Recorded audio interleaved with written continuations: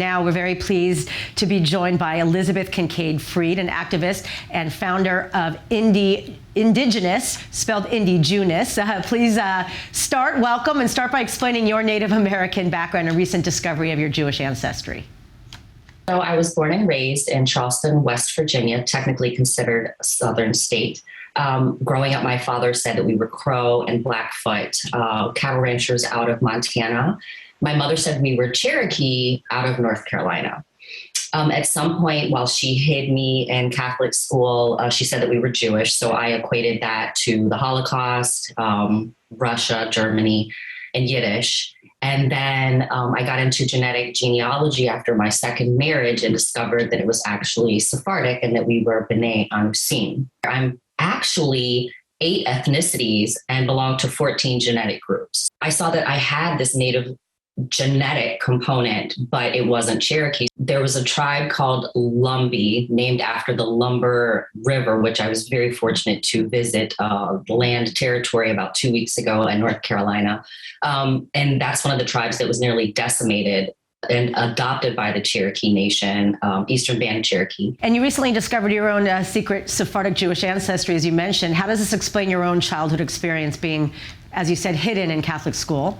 And I say she hid me in Catholic school because that has been a custom that I've seen repeatedly, where a firstborn or a child is devoted to the priesthood, or a daughter sent to the convent so that you're appearing as good Christians.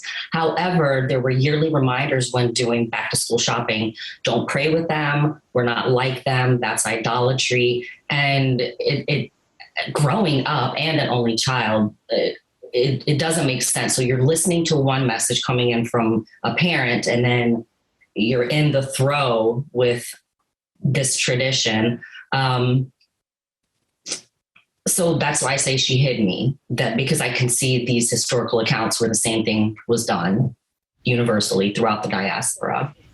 Wow. And you worked with Donald Yates DNA Consultants and found Ancestry in the Dominican Republic. How'd you feel when you discovered the truth about what really happened in history? So after kind of untangling that and then finding out that there was this hidden Jewish ancestry that had been completely whitewashed, like 1492, Columbus sailed the ocean blue. And it's like, that is not it at all.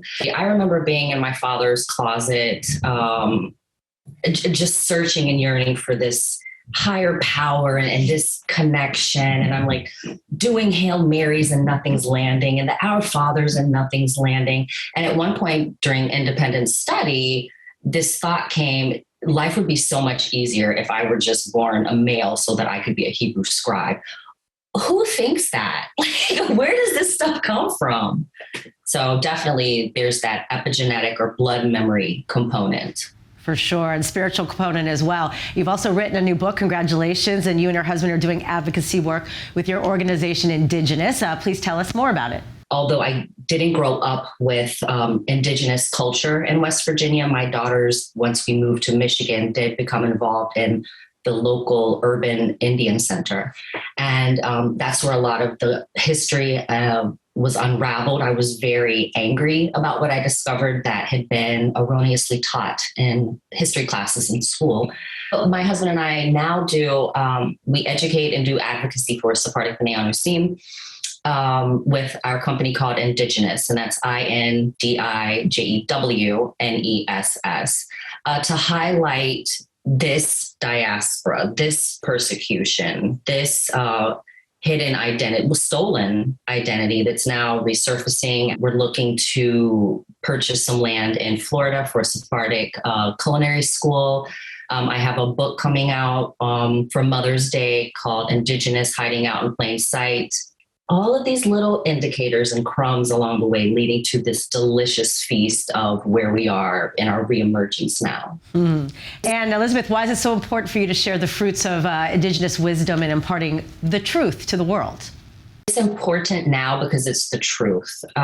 It's the salve that will stop this infestation of this political divisiveness or this otherness or one-upping of or my skin color or your skin color. Indigenous wisdom is a connection to the land, a respect of nature, and not like an ownership or trying to clamp down and control something. It's restoring harmony and balance. I'm very excited for the bneianousim who have reached out to me. I'm very excited for my personal future and the lasting legacy for my daughters and future generations coming, because this was stolen from us. We know through the 10 Commandments, through legal structure, stealing, theft is wrong. And I'm here doing my part to restore what was stolen. Elizabeth, thank you so much. And that is all for today's special episode. We sure hope you enjoyed it. It was a labor of love. Thanks again for watching Holy Land Uncovered. Feel free to leave comments on all of our social media platforms, and we will see you next week, same time, same place, for another episode of Holy Land Uncovered. Until we see you again, I hope whatever you do, you will feel inspired.